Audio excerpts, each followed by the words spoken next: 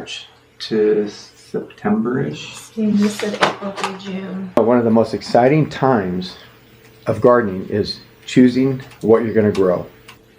We just did that, and how we did it was we narrowed down first by what we can grow in spring, and then we chose what we wanted to grow, and then we have some alternates in case we have more room. This is what we ended up with. The next step is now deciding where we're going to grow everything in the grow beds. Is it a vining plant that grows tall? We want to make sure we place those in an area that is not going to block the sun for the rest of the vegetables. How many are we choosing to grow? How much room do we have? And the spacing requirements for each.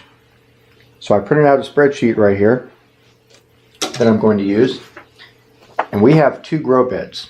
So we have a left side and a right side. Now the left side is closer to the house, which blocks the sun coming from the east. So this is where our tall plants are going to go so that they don't block the sun when the sun moves to the west. On this spreadsheet we have each cell is an inch. So on the left margin we have an inch starting from 1 going all the way up to 180 right there. And then we have alternating rows. So we have 2 rows here in this grow bed, but then we have alternating rows. Some plants require an alternating row for spacing, some don't. In order to find that out, I use the Mittleider Gardening Course book, look up the spacing requirements here for each of these vegetables, and I'll start listing where I want to put these vegetables on this chart right here. And I may have to adjust it. It all depends on how much room I have left over. But I'll start with this and then I'll transfer it to a spreadsheet once I have everything the way I want it. So that's it. After I get done with this, I'll show you what we're growing, where everything's going to be. And this is good to have as a reference in case we forget when we got in the garden. We do label everything out in the garden, but the labels that we put on flags wore off. The labels that we put on I think popsicle sticks wore off. So I'm excited about this. We're going to start planting probably tomorrow or the next day after I fill this chart out and we know where everything's going to go. So stay tuned.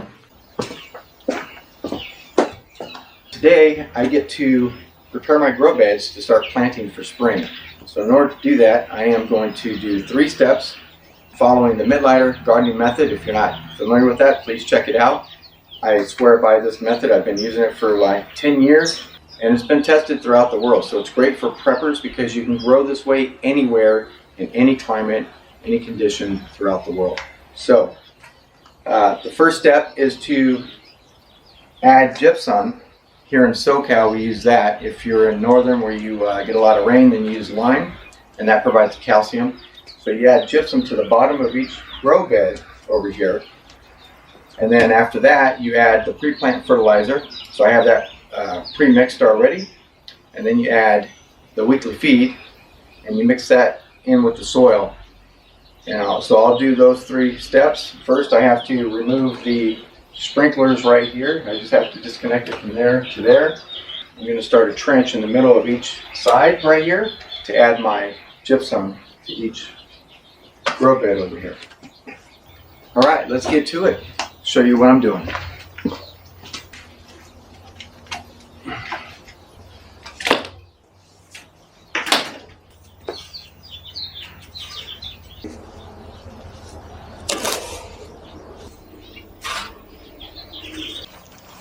All right, I'm going to do one side at a time.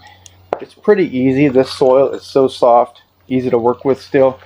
But that's all I do is create a trench right here. You can see I'm going around this because this is my Brussels sprouts I'm leaving in. And then now I'm going to put the gypsum down on this side, then I'll do the other side. Okay, here's the Mittleider Method book. Shows you what to do on page 85. And we need to add 2 pounds of gypsum to an 18-inch by 30-foot grow bed. Now what I have here is a double wide grow bed that is 15 feet long. So it's the same amount as a 30-foot long 18-inch wide. So I don't have to change the ratio. All I have to do is make sure that I put 2 pounds, which would be 1 pound on this side, 1 pound on this side. Now here's my gypsum you can get at Home Depot or Lowe's. This is my pre-plant fertilizer and this is my weekly feed. Here we go, 1 pound exactly. So that's perfect.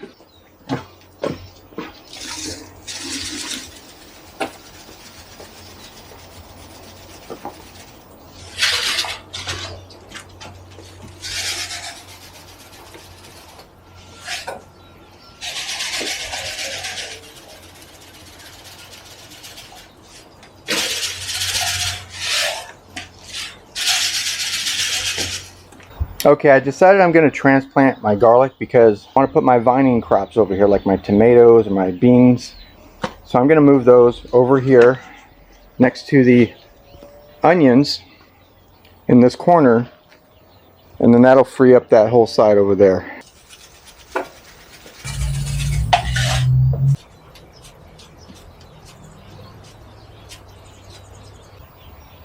I decided to transplant my green leaf lettuce over to the right a little bit so I have more room.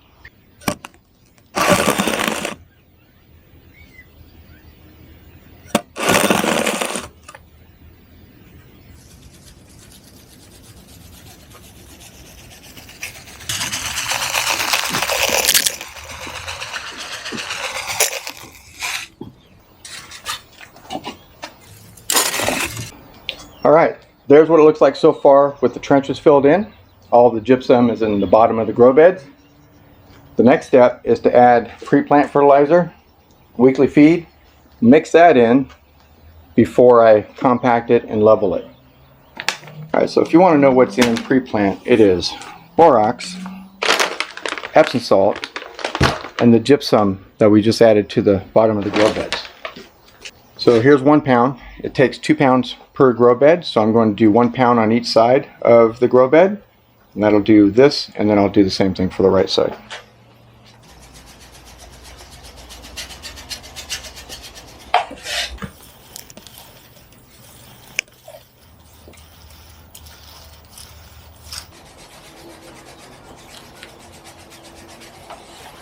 Well, sometimes it's a good idea to read the next step because it just occurred to me that I have to add weekly feed too, so then I can rototill it all at once.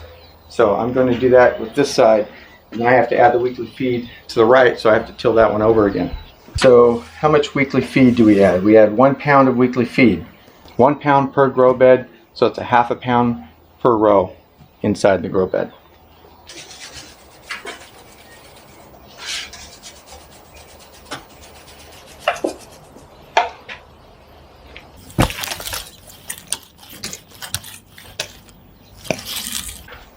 Okay, the fertilizer is all tilled in, and it's going to get tilled in a little bit more as I rake it and level it and compact it. So this is what it looks like now. So moving on to the next step.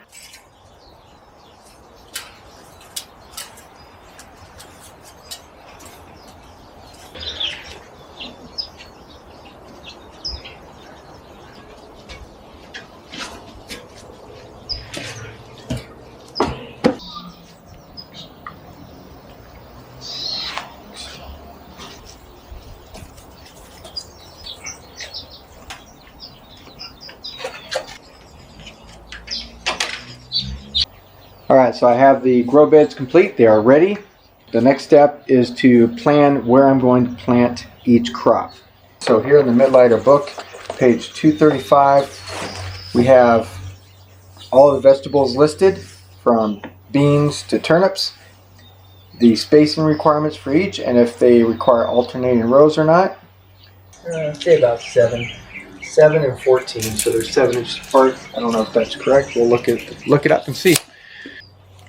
Okay, I see lettuce, head lettuce or leaf lettuce. This would be a leaf lettuce. Spacing is 6 and rows 2. So should be 6 apart, rows 2. So I probably thought I put 6 on there, but it grew at 7 and 14. Alright, so we have kale at 7 and 14, and we have them right across from each other, right there, and then 14. And these were planted last fall. Okay, the green leaf lettuce I have at 52. Just gonna put lettuce. 6. All right, now that I have everything transferred here that we have in the grow beds, so that we know where everything's located, I know how much room I have to work with. So the next step is to start planning where we're going to grow the rest of the vegetables, starting with the tall vining vegetables first. That will go in the first row over here in grow bed 1. So we'll do that row first, and then over here we'll put vegetables that grow big and maybe get bigger than usual, like the Brussels sprouts have big leaves. And then over here we'll start with the smaller varieties, which is like kale, lettuce, and then finally over here on the right will be the root vegetables, because the sun will come up from the east over here to the west, and that way no vegetables will block the sun for the other ones based on their size. The cantaloupe and watermelon. So these definitely need a vine to grow. Those will be tall. And tomatoes. Where are my tomatoes? I want to grow those over there. And the okra gets pretty large, so we'll do that next. Squash, it takes up a lot of room, so I'm going to plant those over here to the left. So all together we've got 4, 8, 12 bean plants. Lettuce. So now I have to look at the alternates right here. I forgot that we can grow a lot of vegetables this way. I have to go back and double the quantities of my beans and peas to fill this up, because we already went through almost like over half of what we want to grow, and we're still in grow box 1. So I'm going to go ahead and erase this and double the quantity, and then add some more varieties. Yeah, I've got more room here. I'm trying to decide what I want to do. So I've got that one, this one, and if I do 21 to this, it'd be 128. Which would be too close to the Brussels sprouts. And the cucumber would be 14 apart. I'd plant a lot more here if I did more cucumber and okra. Alright, finally done filling out my plan. Took longer than I thought because we didn't have enough seeds to grow everything. We had a lot more space than I thought. And so all I did was double the amount of seeds. So we're growing more than I expected to. I'm going to type this all up into my spreadsheet, print it out again so it's easier to read, and then we'll start planting. All right, after about an hour of planning what to plant in the grow boxes, I finally finished my spreadsheet here. So this represents each grow box. On the left, on the right, each grow box has 2 rows, and in each row there are 2 sides, one on one side of the sprinkler, one on the other. Every box is 1 inch, takes up 2 pages. Just look at how many varieties and the quantity of vegetables I can grow using the Mittleider Gardening Method. It's unbelievable. As I was filling this in, I had to erase it many times to add more vegetables, maybe double the quantity of peas, of carrots, of onions, in order to fill up both grow beds. So that's what we did, and I'll go over it with you real quick. We've got beefsteak tomatoes, Rutger tomatoes, Roma tomatoes, cherry tomatoes. We got cantaloupe twice, cucumber twice, watermelon twice, okra. I missed a watermelon. I gotta put a watermelon up here. Then over here we've got soy 6 times. We've got bush beans 6 times. We've got royal burgundy bush beans 8 times. We've got peas 6 times. And then we go to eggplant. And then we go to Cocozelle, where's that? Cocozelle squash, golden zucchini, and then black beauty squash. Right here, we've got lettuce and peppers. So we start with our kale, which is in the garden already, spinach, mixed lettuce, different varieties, crunch lettuce, called it crunch, but it's butter crunch lettuce. And we got romaine lettuce. And we've got our peppers. We've got tangerine dream sweet peppers. We've got banana sweet peppers. We've got bell peppers. We've got chili peppers, jalapeno peppers, and habanero peppers. Last grow bed are mostly root vegetables, starting with garlic, bunching onion, which is green onion. Cut the tops off, reuse them. We've got onion chives. We got garlic chives. I want to try those out. Can't wait. Turnips. We've never grown before, but we have the space for it, so we're throwing those in. We've got rutabaga. We've never had that before either, so we're going to try that out. And then we've got celery. And then carrots. And then since we had leftover space for the rest of that grow bed, I didn't want to actually grow herbs in the grow beds because I will end up pulling them, but we had the space for it, so I'm going to plant the herbs anyway. We've got basil, oregano, cilantro, and lemon balm. So according to the Mittleider method, we spaced everything, and we've got a lot of vegetables, herbs.